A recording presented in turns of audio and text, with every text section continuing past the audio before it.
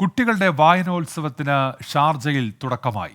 Sharjah ഭരണാധികാരി Sheikh doctor Sultan bin Muhammad Al Qasimi മേള ഉദ്ഘാടനം ചെയ്തു. ഈ മാസം 12 വരെയാണ് വായനോത്സവം. ഷാർജയിൽ നിന്ന് അരുൺ പാറാട്ട് തയ്യാറാക്കിയ റിപ്പോർട്ടിലേക്ക്. യുഎഇയുടെ സാംസ്കാരിക തലസ്ഥാനമായ ഷാർജ കുരുന്നുകൾക്ക് മുന്നിൽ അറിവിൻ്റെയും വായനയുടെയും വലിയ ലോകം തുറന്നിട്ടിരിക്കുകയാണ്.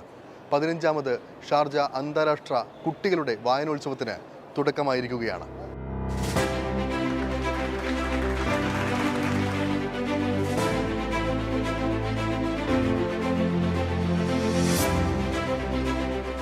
ഇതിൻ്റെ അകത്ത് ഒരു ഇന്ത്യയിൽ നിന്നുള്ള അത് കേരളത്തിൽ നിന്നുള്ള പബ്ലിഷേഴ്സും എത്തിയിട്ടുണ്ട്. ഇപ്പോൾ 2, 3, 4 പബ്ലിഷേഴ്സ് വന്നിട്ടുണ്ട്.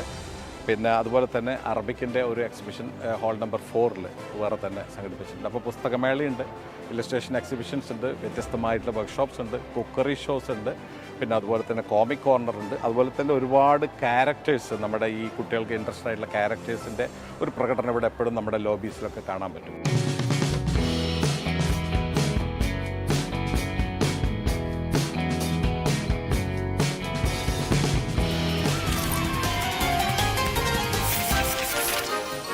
വൺസ് അപ്പോൺ എ ഹീറോ എന്ന പ്രമേയത്തിലാണ് ഇത്തവണത്തെ വായനോത്സവം നടക്കുന്നത്.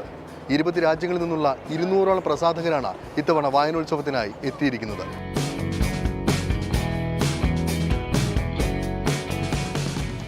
ഇന്ത്യൻ സ്കൂളുകളിൽ നിന്നൊക്കെ ധാരാളം വിദ്യാർത്ഥികൾ ഈ മേളയിൽ പങ്കെടുക്കുമെന്നാണ് സംഘാടകർ അറിയിച്ചിട്ടുള്ളത്.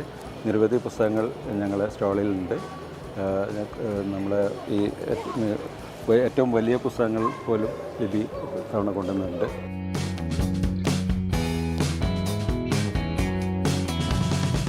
വായനയോടൊപ്പം കുട്ടികളിൽ ഉറങ്ങിക്കിടക്കുന്ന എല്ലാതരം കഴിവുകളെയും കൃത്യമായി പുറത്തെടുക്കാനുള്ള സെഷനുകളും ഒരു ഭാഗത്ത് നടക്കുന്നുണ്ട്. വലിയ ആവേശത്തോടെയാണ് കുട്ടികൾ ഓരോ സെഷനിലും പങ്കെടുക്കാനായി എത്തുന്നത്.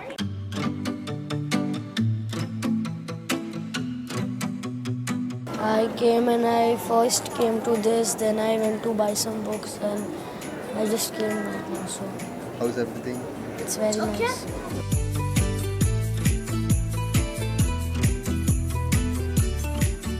രണ്ടാമത് ആനിമേഷൻ കോൺഫറൻസും ഒരു ഭാഗത്ത് പുരോഗമിക്കുന്നുണ്ട്. വായനയുടെയും അറിവിൻ്റെയും ഈ മഹാ ഉത്സവം ഈ മാസം 12 വരെ നീണ്ടു നിൽക്കും.